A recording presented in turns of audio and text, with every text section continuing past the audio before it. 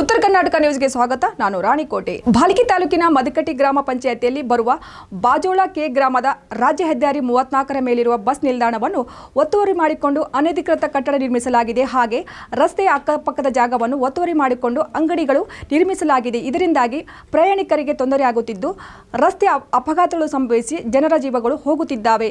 ಆದ್ದರಿಂದ ಒತ್ತುವರಿ ಮಾಡಿಕೊಂಡಿರುವವರ ವಿರುದ್ಧ ಕ್ರಮ ಕೈಗೊಳ್ಳಬೇಕೆಂದು ಗಗನ್ ಫೂಲೆ ಅವರ ನೇತೃತ್ವದಲ್ಲಿ ಅಪರ ಜಿಲ್ಲಾಧಿಕಾರಿಗಳಿಗೆ ಮನವಿ ಪತ್ರ ಸಲ್ಲಿಸಲಾಯಿತು.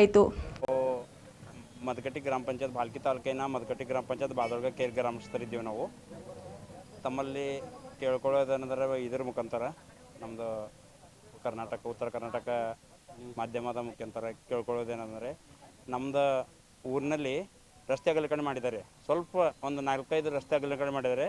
ರೋಡಿಗೆ ಹತ್ತಿದ್ದೀವಿ ನಾವು ಇಲ್ಲಿಗಲಿಯಾಗಿ. ಯಾರು ಕನ್ಸ್ಟ್ರಕ್ಷನ್ ಕಟ್ಕೊಂಡು 1 ಲಕ್ಷ ರೂಪಾಯಿ ರೆಂಟ್ ತೊಗ್ತಾ ಇದ್ದಾರೆ.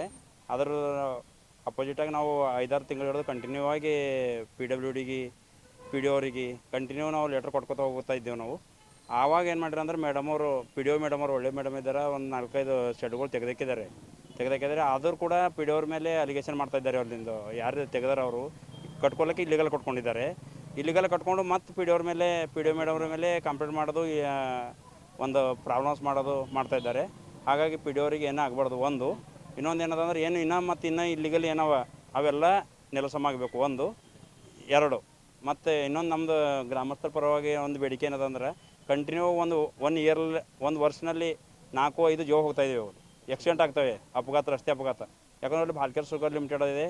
ಅಲ್ಲಿ ರಸ್ತೆ ಅಗಲೀಕರಣ ಹೆಚ್ಚಿಗೆ ದೊಡ್ಡದಾಯ್ತು ಅಂದ್ರೆ ಅನ್ಕಿಲ್ಲ ಜೀವ ಬದುಕ್ತಾವೆ. ಮತ್ತು ಬಸ್ ಸ್ಟ್ಯಾಂಡ್ ಆಗಬೇಕು. ಅಲ್ಲಿ ಬಸ್ ಸ್ಟ್ಯಾಂಡ್ ಇಲ್ಲ.